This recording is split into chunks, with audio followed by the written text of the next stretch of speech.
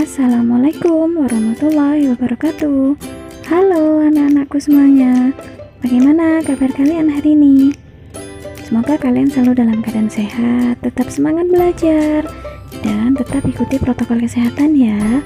Selalu cuci tangan dengan sabun dan gunakan masker jika kalian keluar rumah. Anak-anak, mari kita lanjutkan materi kita, tema 5, subtema 3, pembelajaran 5 dan 6. Kali ini sekaligus ya, 2 pembelajaran 5 dan 6. Mari kita mulai. Nah anak-anak, pada pembelajaran sebelumnya kita sudah pernah membahas tentang iklan, reklame, poster, embalase. Nah kan, banyak cara yang dapat dilakukan untuk mempromosikan suatu usaha. Nah sebelumnya kamu telah mengenal berbagai reklame seperti poster, logo, dan embalase. Kamu akan mengenal satu reklame lagi, yaitu namanya booklet. Apa ya booklet itu? Nah sekarang kita amati berbagai gambar booklet berikut anak-anak. Ini gambar pertama, ada booklet tentang kerajinan ya. Yang kedua juga itu tentang batik. Yang ketiga itu tentang Nusantara batik juga. Nah anak-anak, dari ketiga gambar ini apakah kalian memiliki pertanyaan? Nah jika ada, kalian sampaikan pada grup daring kalian, pada guru, dan diskusikan dengan teman-teman kalian ya. Nah anak-anak, kamu akan mengenal langkah-langkah dalam membuat booklet. Nah sebelum membuat booklet, kita cari tahu dulu apa itu booklet. Booklet adalah buku kecil yang berfungsi sebagai selebaran. Dalam wirausaha, booklet dapat berfungsi sebagai salah satu media promosi, sama dengan poster ya, tapi ini berbentuk buku kecil. Nah, pemilik usaha dapat memuat informasi, deskripsi, gambar, dan foto-foto tentang suatu produk. Booklet biasa terdiri atas cover, daftar isi, dan isi atau inti dari produk yang dipromosikan. Nah sekarang kita akan membuat booklet anak-anak.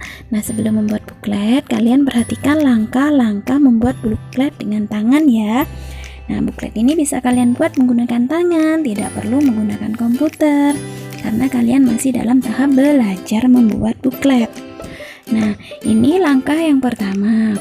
Pilihlah kertas dan tentukan jumlah halaman. Misalnya dengan menggunakan kertas ukuran A4. Ini kertas HVS ya. Jumlah halaman ada 6.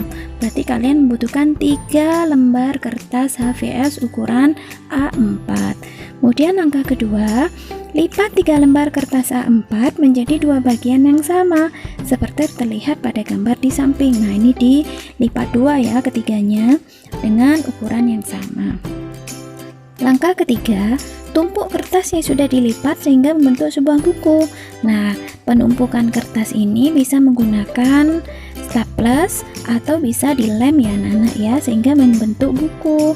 Nah, kemudian langkah keempat, putuskan apa yang akan dituangkan di setiap halaman. Nah, halaman pertama atau depan sendiri itu sampulnya anak-anak.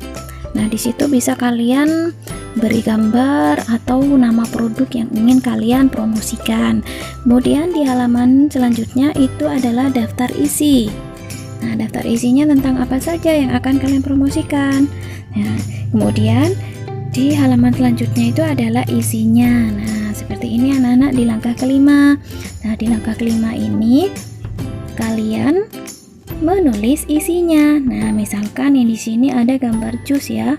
Ini jus strawberry. Nah, kalian gambar, kalian tulis komposisinya apa saja, buahnya apa, seperti itu. Kemudian langkah ke-6 kalian warnai anak-anak daftar isinya, produk-produk kalian itu biar lebih menarik.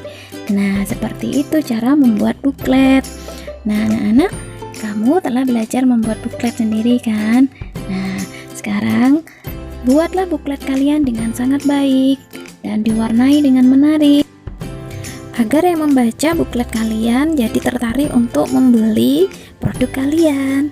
Nah anak-anak, selanjutnya kita pada pertemuan sebelumnya kamu telah mempersiapkan materi untuk melakukan debat secara berkelompok kan, tentang kesiapan tenaga kerja Indonesia menghadapi MEA.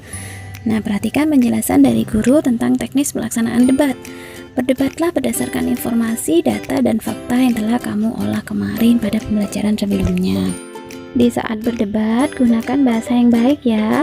Kemudian ikuti petunjuk dan langkah-langkah berdebat yang diberi oleh guru kalian masing-masing. Nah, kalian sedang belajar dari rumah, berarti berdebatnya melalui grup daring kalian ya.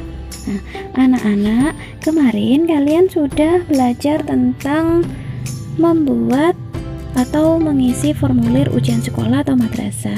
Nah, sekarang kalian akan mempraktikkan mengisi formulir tersebut, anak-anak.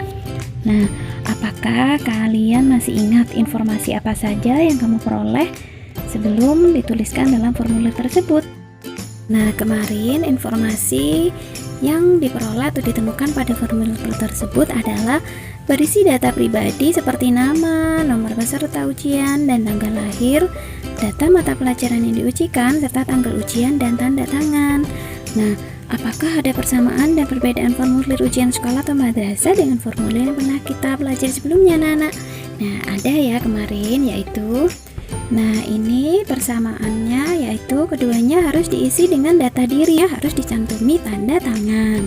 Kemudian perbedaannya, formulir lembar jawaban harus diisi dengan pensil 2B, sedangkan formulir biasa diisi dengan pulpen atau yang lainnya. Pada formulir lembar jawaban, kita perlu menuliskan huruf dan menyilang huruf yang ditulis, sedangkan formulir biasa hanya perlu menuliskan hurufnya. Formulir lembar jawaban digunakan khusus untuk menuliskan jawaban ujian, sedangkan formulir biasa digunakan untuk berbagai keperluan.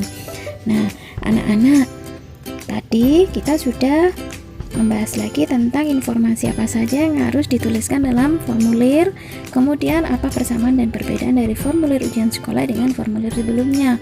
Nah, sekarang kalian akan mempraktikkan mengisi formulir ujian sekolah atau madrasah tersebut, anak-anak. Nah, perhatikan kembali contoh formulir yang terdapat pada pembelajaran kemarin. Nah, di sini ada petunjuk pengisian formulir. Nah, petunjuk pengisian formulir yang pertama yaitu isilah hanya dengan pensil 2B. Jangan menggunakan pensil warna atau pensil yang lain, karena ini pensil khusus 2B. Nah, pensilnya bisa seperti ini, anak-anak, atau merek yang lain ya. Yang kedua, lembar jawaban ini tidak boleh kotor, basah, robek, atau terlipat. Jadi hati-hati anak-anak ya. Kemudian yang ketiga, jawablah dengan memberi tanda silang pada salah satu kotak pilihan jawaban yang benar. Nah, ini kalian menyilang jawaban A, B, C, D pada kotak atau kolom bagian jawaban ujian, anak-anak. Bukan di bagian yang lain ya, hanya di bagian jawaban.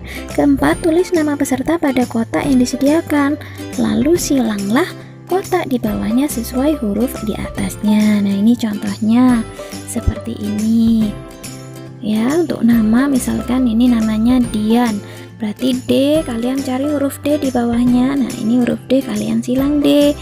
I juga kalian silang I ya. Kemudian A, cari kotak di bawahnya yang huruf A. Nah, ini kalian silang. Kemudian N, seperti itu, kita temukan N, kita silang. Kelima, tulislah nomor peserta dan tanggal lahir pada kolom yang disediakan, lalu silanglah di bawahnya sesuai dengan angka di atasnya. Nah, ini untuk nomor peserta dan tanggal lahir. Biasanya nanti waktu kalian akan ujian, itu akan diberikan kartu peserta ujian, anak-anak. Di situ sudah tertulis nama dan nomor peserta kalian, tanggal lahir juga. Yang keenam, silanglah kotak pada kolom mata ujian yang sedang diujikan. Jangan salah menyilang nama mata ujiannya ya. Jika hari ini adalah bahasa Indonesia, kalian silang bahasa Indonesia, jangan menyilang matematika ya. Kemudian yang ketujuh, tulislah nama sekolah, tanggal ujian, dan bubukan tanda tangan pada kotak yang disediakan, anak-anak. Nah, nama sekolahnya di sini, tanggal ujiannya di sini, kemudian tanda tangannya di sebelah sini. 8. Jika salah, hapus sebersih mungkin dengan karet penghapus, kemudian silanglah kotak yang benar. Nah, itu adalah petunjuk pengisian formulir ujian sekolah atau madrasah, anak-anak. Nah, sering-seringlah berlatih untuk mengisi formulir tersebut. Jika kalian nanti ujian, kalian akan mengisi formulir itu, anak-anak, sehingga tidak ada kesalahan dan kalian sudah terbiasa mengisinya. Anak-anak, kamu telah berlatih untuk bermain peran tentang wirausaha impian pada pertemuan sebelumnya. Kalian sudah membuat peta pikiran wirausaha kan? Nah, apa saja hal penting yang akan kamu tampilkan dalam permainan peran tersebut? Nah, tentunya kalian akan bermain peran sebagai wirausaha. Nah, pesan atau hal pentingnya adalah kalian akan mempromosikan barang, kemudian informasi apa yang ingin kalian sampaikan, produk apa yang kalian buat. Nah, untuk manfaat dari produk itu apa, harganya, dan cara mesannya seperti apa. Nah, itu adalah hal-hal penting yang akan kalian tampilkan. Pesan apa yang ingin kamu sampaikan dalam permainan peran tersebut? Satu, pesannya adalah kalian dapat bermain peran atau mengajarkan kalian untuk berwirausaha, kemudian mempromosikan sebuah produk yang kalian buat di masa yang akan datang.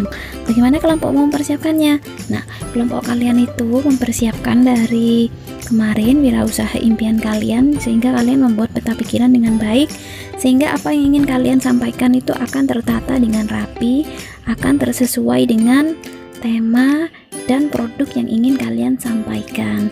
Kemudian saat kalian menampilkan permainan peran yang telah disiapkan, nah ketika kelompok lain tampil juga, kalian bisa membuat catatan penting tentang isi yang disampaikan oleh kelompok lain tentang produk atau usaha yang mereka tampilkan. Nah, anak-anak, untuk pembelajaran 5 dan 6 ini sampai di sini, sehingga pembelajaran kita tema 5 sudah tuntas, semester 1 sudah tuntas. Nah, giliran kalian akan mempelajari atau menjawab evaluasi halaman 185 sampai 188. Nah, anak-anak, di evaluasi ini bisa kalian lihat di video pembelajaran selanjutnya. Ibu akan memberikan kunci jawaban atau jawaban dari evaluasi halaman 185, 186, 187, dan 188. Terima kasih untuk kalian sudah mengikuti pembelajaran yang masih selesai, anak-anak. Sampai jumpa pada pembelajaran semester kedua. Nah, terima kasih. Wassalamualaikum warahmatullahi wabarakatuh.